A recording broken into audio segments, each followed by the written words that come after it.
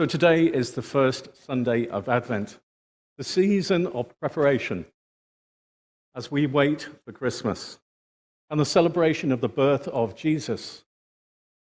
And that means there are only 24 sleeps to Christmas. Now, many of you would have already begun preparing. Some of you perhaps started your Christmas shopping in August, or perhaps even the January sales. Okay. And some of the rest of us would be happy if you kept quiet about it, because we haven't started. But whenever you started, today is a great moment to start your preparation spiritually. So how with that, we're beginning a new series called Down to Earth. We'll be thinking about both elements of that title. First, that we have a God who has come down to earth. A God who is still in so many ways a down to earth, as he himself is involved in the everyday mess of life and also in its beauty. Second, our down to earth God has a down to earth mission for each and every one of us. That we are called to be, in some senses, down-to-earth people, heavenly minded, but down to earth. As we prepare for this season, between us we have all sorts of Christmas traditions. They all vary from household to household, some usual and some very unusual. You know, for example, in Japan, it's become a tradition for many of them over there to visit KFC on Christmas morning. Do you know that people book in advance to go to Kentucky Fried Chicken on Christmas Day? In Sweden, they celebrate the Yule goat. And apparently in Romania, I'm looking for confirmation here, it's a Christmas tradition for men to dress as goats. So Tom,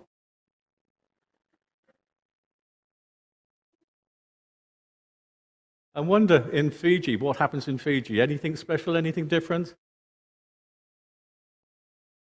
Go to church. Yeah, that's good. What about the Philippines? Irma, anything in the Philippines different to here? Nothing.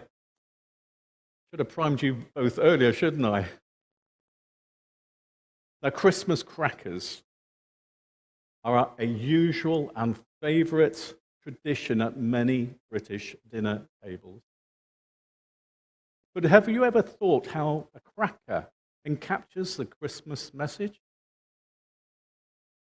A crown, a gift, and a message. But what kind of king? What is the message? And what is the gift? What we'll discover in our Advent journey is an unusual king who brings a down-to-earth message of hope and the gift of a rescued life. In our reading today from John's Gospel, the author appears to start in an unusual place.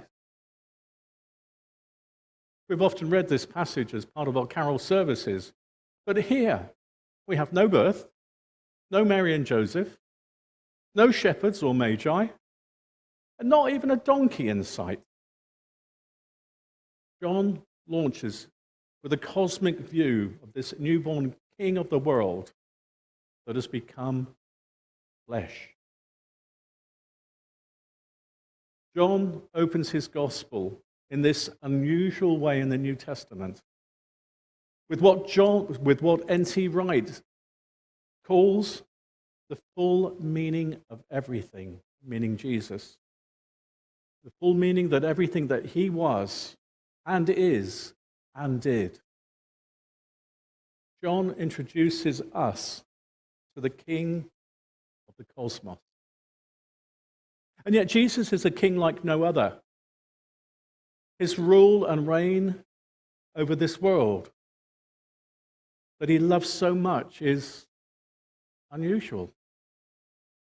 Seeking to build a kingdom where all can flourish. We're going to look at three key elements. And the first one is this unusual king became one of us. The world became flesh. Now, usually kings, where do they live? They live in palaces and wear crowns made of gold and jewels. The crown that King Charles wore on his coronation, King Charles III, I should add, have a guess how much that is said to be worth? Any takers? You will be blown away. £400 million.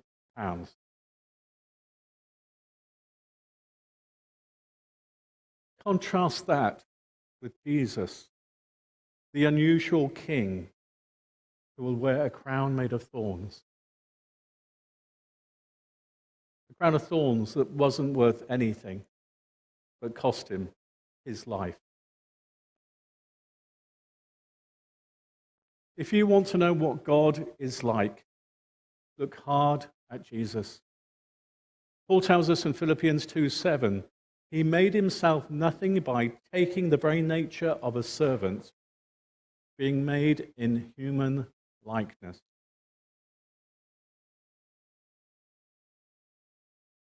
In the opening of John's Gospel, he tells us that Jesus was there at the beginning of everything, overseeing creation, and yet he makes himself nothing. This unusual king is a humble king. Now, today we might admire humility, but it wasn't the case in Jesus' time, which makes him more unusual in his time and place. Historians will tell you that in the Roman world, humility was not considered a virtue. It was a weakness. What was prized was honor, having your qualities recognized and your name praised. To boast about your achievements was not just culturally acceptable, it was expected in Greco-Roman society. This is totally upended by the unusual king who subjected himself to the most humiliating punishment the Romans could create: crucifixion. Jesus emptied himself of his divine status and died for the sake of the world that he loved. Could it be that this humble, unusual act of a king is the path to a revolution that our world needs today? To empty ourselves of self-importance and lay down our lives for the sake of others? Why not join the revolution of the King today? What would it be like this week? Perhaps you could celebrate the accomplishments of friends rather than your own. Perhaps withholding a judgment or response on X, Twitter, or any other format. Maybe it could mean fasting from selfies or the desire to be noticed. This is the way of the unusual king. This unusual king moves into our neighborhood. The Word was made flesh and made his dwelling among us. I love Eugene Peterson's The Message version of the Bible. It states, "The Word became flesh and blood and moved into the neighborhood." Isn't that amazing? Just imagine It's hard to imagine a king moving into the neighborhood. You see, when royalty visit a neighborhood to open up a new monument, a hospital, the council spend weeks tidying up the streets, landscaping the parks, and painting over the graffiti. It's been said that so many places visited by royalty smell of paint.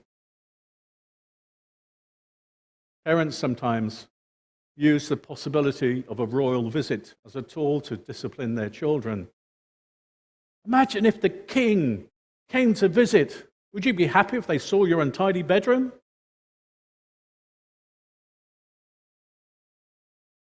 Usually, kings live in palaces. This unusual king was born in a town that had to be defined to avoid confusion over other Bethlehem. He lived most of his life in a builder's house, working in his father's workshop. This unusual king subjected himself to the distresses and disasters of our everyday lives. He chose to live in the same world as us and experience the same daily demands and pressures of life in our town. The one who had lived among the angels now lived amongst the ones that didn't even recognize or accept him. The word for dwelt is the Greek word for tent. God pitched his tent among us. The Jews had hoped for a king and a huge temple, strong to the elements, invincible to invading powers. But God became human and pitched his tent among them. We are called to live out our lives of this king in our neighborhoods, to live among the lonely, the lost, and like Jesus, be a light and hope to them. This unusual king is full of grace and truth. A usual king might declare edicts and state laws, but it's unusual for a king to be known for their grace. For the Jews, the old temple contained the law that could show you where you had wronged. But this king embodied grace and truth. When this king encountered a woman at the well, or a woman caught in adultery, or a money-grabbing little tax collector, or a follower that betrayed him, this king told them the truth. But his grace also set them free. It's interesting when we look to God in everyday life. When we look to him in our troubles, when we cry out in prayer, we often look up. But this passage shows us of a God who comes down to earth, a God who is one of us, a God who dwells in our neighborhoods and is full of grace and truth. 2024 has been a year of elections. Globally, more voters than ever have been to the polls. More than 80 countries sought new leaders to govern civic life. As we voted, we may have asked ourselves, will this leader be interested in the issues we face in our neighborhood? Will this leader guide us into a future where the next generation will flourish? Is this leader humble and trustworthy? And do they understand everyday issues that most of us face? Jesus, the unusual King, came to identify himself with us and came for the least and the lost. Jesus, the unusual King, moved into our neighborhoods, not removed from the reality of everyday life, but living everyday life among us. Jesus, the unusual King, came to serve and not be served. Now, who wouldn't bow a knee to a king like this?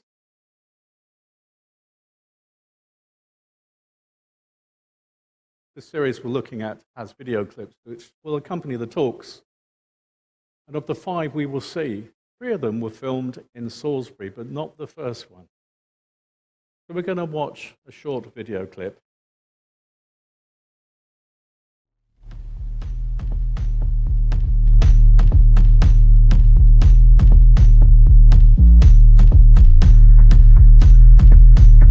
Power is social currency. Those who have this seemingly finite resource are often the last to give it up, resulting in more for them and less for us.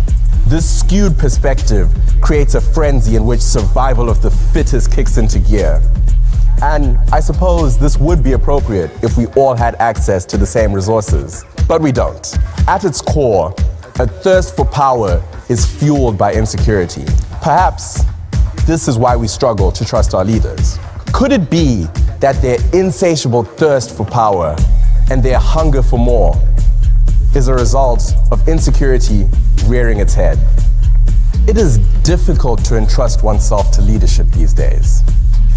In many ways, the true character of a leader is determined by their relationship with power. This narrows the playing field regarding who is and isn't a good leader.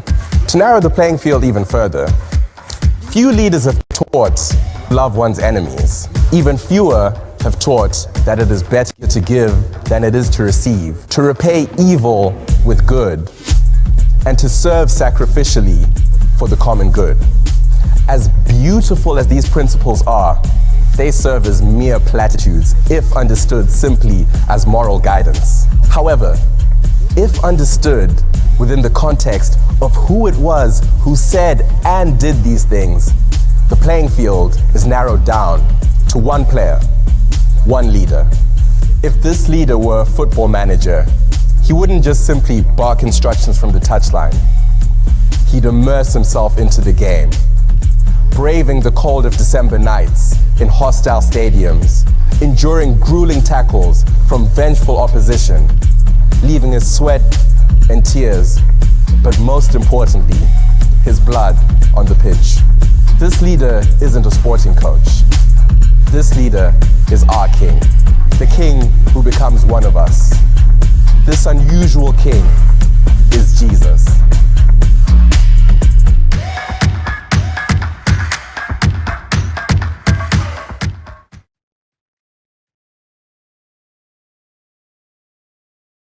Power is social currency.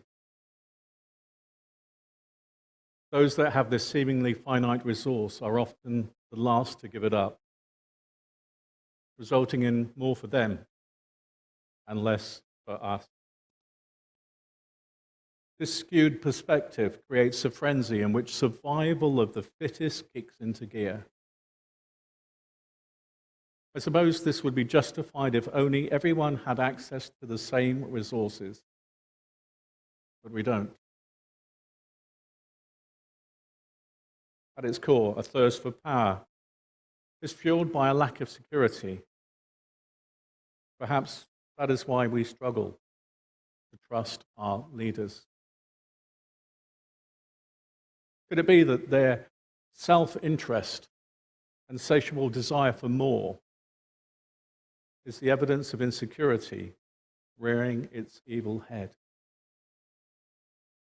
It is difficult to entrust oneself to leadership today. In many ways, the true character of a good leader is determined by the relationship with power. This narrows the playing field. Who is and who isn't a good leader? To narrow the field a little bit further, only a few leaders have taught that it is better to give than to receive. Even fewer have taught to love one's enemies, repay evil with good, and serve others sacrificially for the common good. As beautiful as these principles are, they serve as mere platitudes if they're taken simply as a moral guide. However, if understood in the context of who exactly it was that said and did these things, the playing field is narrowed down to one player, one leader.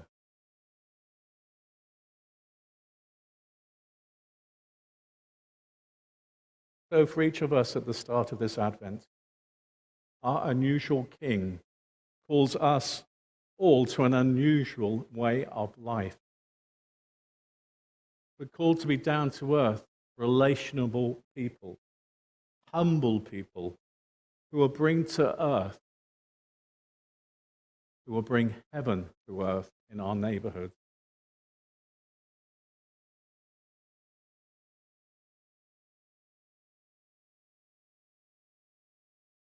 So what can we do? Things of the past that we don't do anymore. You say thank you to your bin men. Write them a card. Give them a Christmas card. Give them a present. Thank them. Perhaps the police.